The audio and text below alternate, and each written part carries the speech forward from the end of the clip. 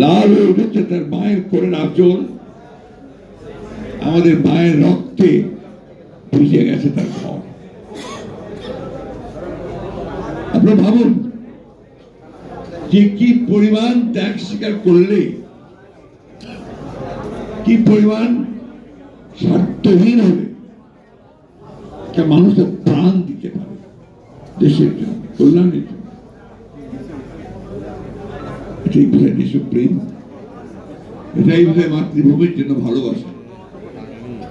এটা তো আমরা বারবার দেখিয়েছি। আমাদের দেশের মানুষ দেশের জন্য, দেশের মাতৃকার জন্য বারবার প্রাণ দিয়েছে, গণতন্ত্রের জন্য প্রাণ দিয়েছে। কিন্তু আজকে যে প্রশ্ন উঠে গেছে, যে প্রাণ যে দিল, এত যে গেল, এত যে দিলাম আমরা,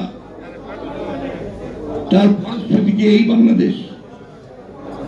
আমরা এটাই দেখতে চেয়েছি যে 3 মাস হয়নি, এখনই রাস্তায় রাস্তায় লড়াই শুরু হয়েছে। 3 মাসও যায়নি, এখন একজন আরেকজনের বুকে রক্ত ঝরাচ্ছে। 3 মাসও যায়নি, এখন পত্রিকা অফিস পুড়িয়ে দেওয়া হচ্ছে, আক্রমণ করছে। আমরা 5 তারিখের আগেই বাংলাদেশকে চিনতাম, আজকে কেন ওই ভয়াবহ বিভাজ্যতা, আজকে কেন এই ভয়াবহ হিংসা, আজকে কেন এই ভয়াবহ অস্থিরতা?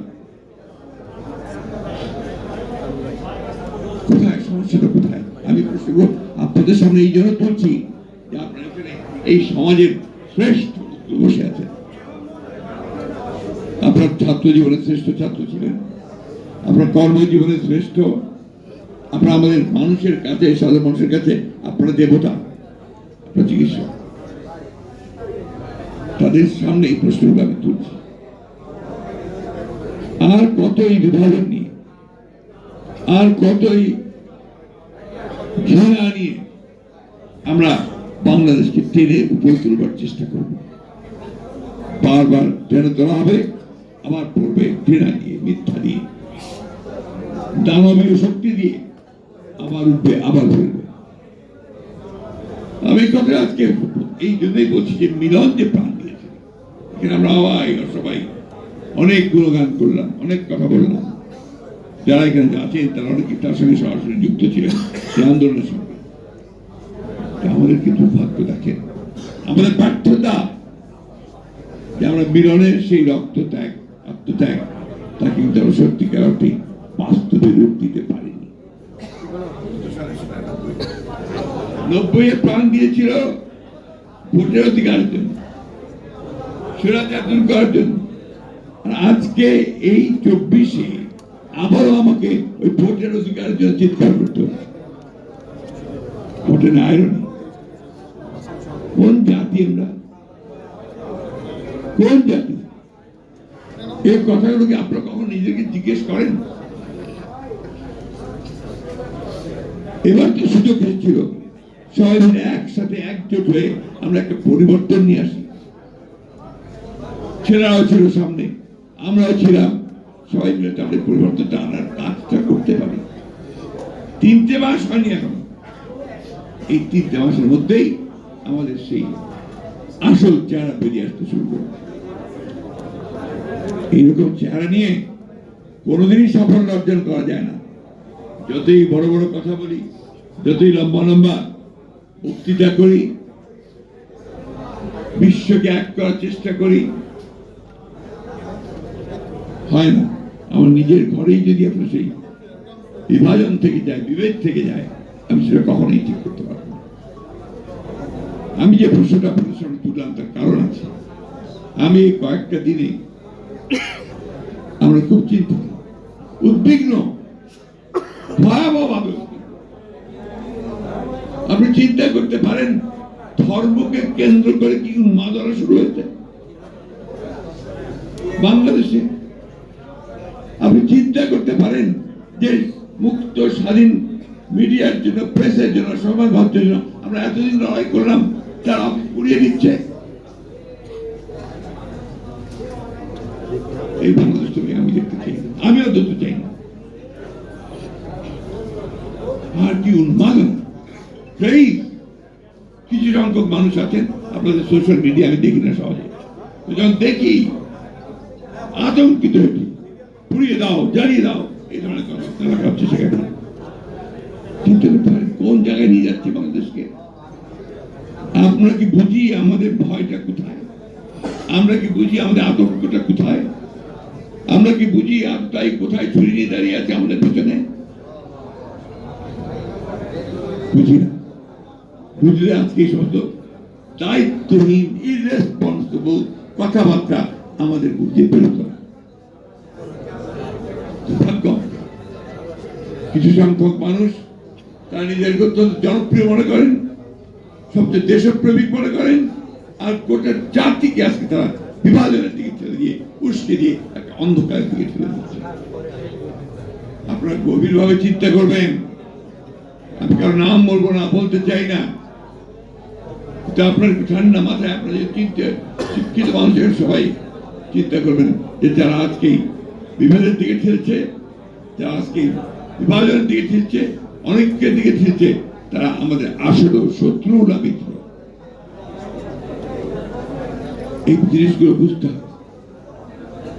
আমি কথাগুলো আপনাদের সামনে ইচ্ছে করে আজকে তুলে ধরলাম। আমি তীব্রভাবে নিন্দা জানাচ্ছি প্রথম আলো, ডেইলি স্টার সহ অন্যান্য সমস্ত পত্রিকাগুলোর উপর যে আক্রমণ শুরু হয়েছে, আমি তীব্র নিন্দা জানি এটা।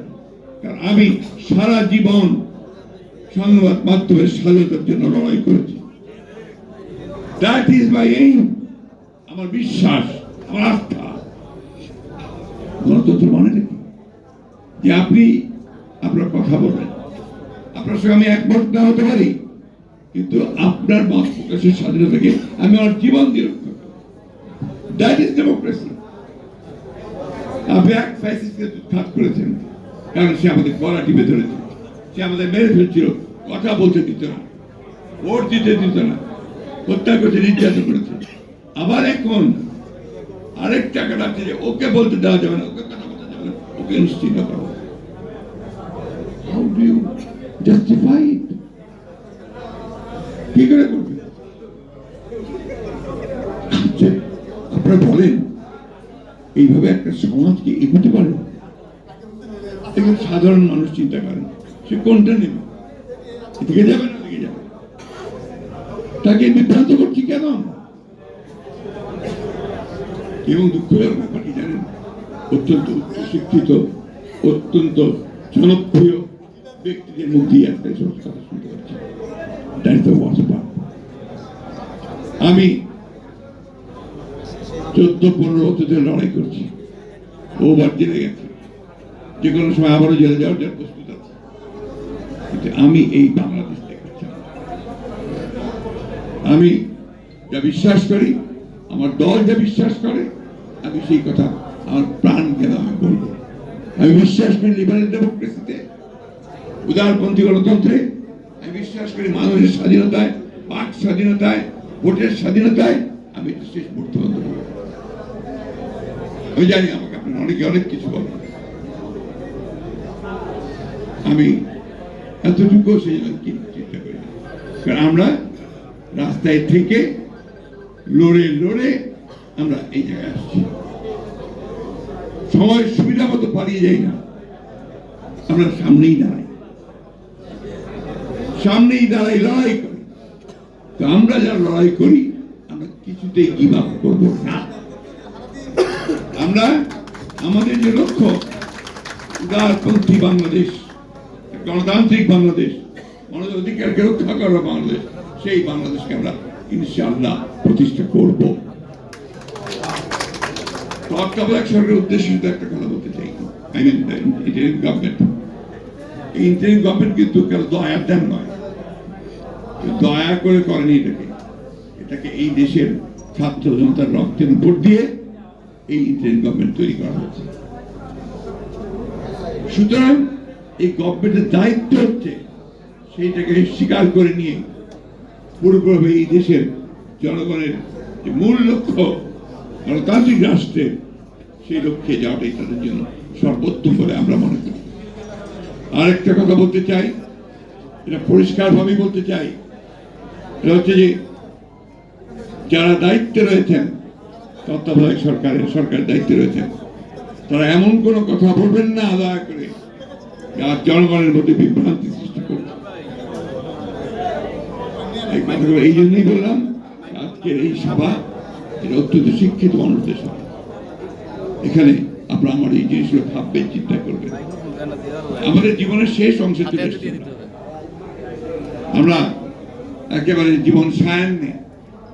এই সায়ান্নে হিসেবে আপনাদেরকে বলতে চাই, যদি আপনারা আপনাদের দেশকে রক্ষা করতে চান, আপনাদের স্বাধীনতাকে রক্ষা করতে চান, আপনাদের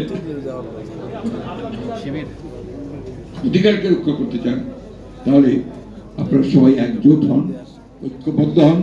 বিভাজনের কাছে আপনারা কখনো মাথা নোয়াবেন না, অন্যায়ের কাছে মাথা নোয়াবেন না, অন্যায়কে প্রশ্রয় দেবেন।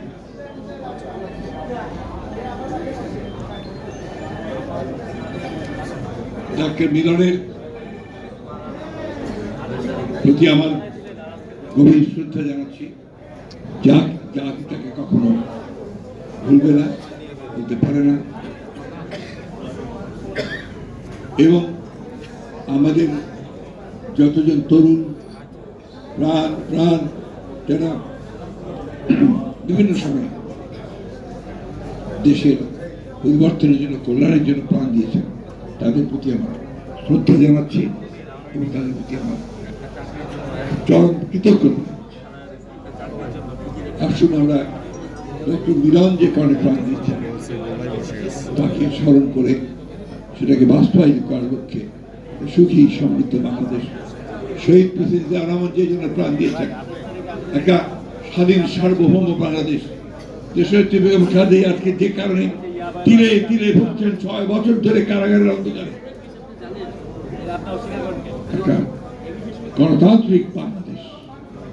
তারেক রহমান সাহেব আজকে দীর্ঘ বছর পর বছর ধরে প্রবাসে নির্বাসিত হয়ে দিন কাটিয়েছেন, তার প্রতি শ্রদ্ধা রেখে আসুন আমরা সেই গণতন্ত্র এবং গণতন্ত্রকে প্রতিষ্ঠা করার জন্য আমরা ঐক্যবদ্ধ হলাম। ধন্যবাদ।